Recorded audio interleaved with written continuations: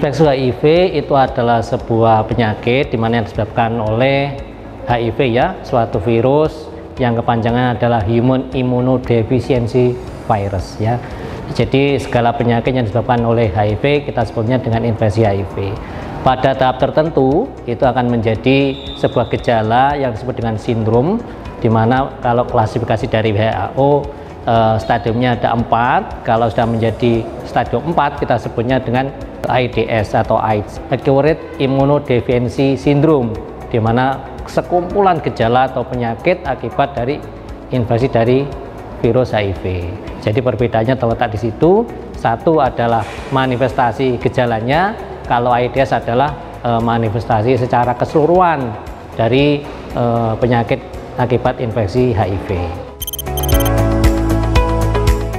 Menurut WHO, manifestasi klinis atau gejala itu dibagi menjadi 4. Yang pertama fase akut atau fase infeksi akut ya. Yang kedua adalah fase asimptomatis. Yang ketiga fase simptomatis, dan yang keempat adalah AIDS.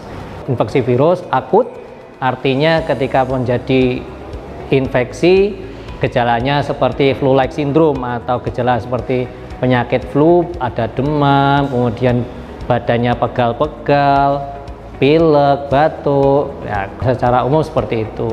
Kemudian pada fase asimptomatis itu bisa tanpa gejala sama sekali seperti orang yang sedang sehat ya, tidak ada penyakit apapun. Jadi orang yang terinfeksi oleh HIV sama sekali tidak ada penyakit atau keluhan sama sekali.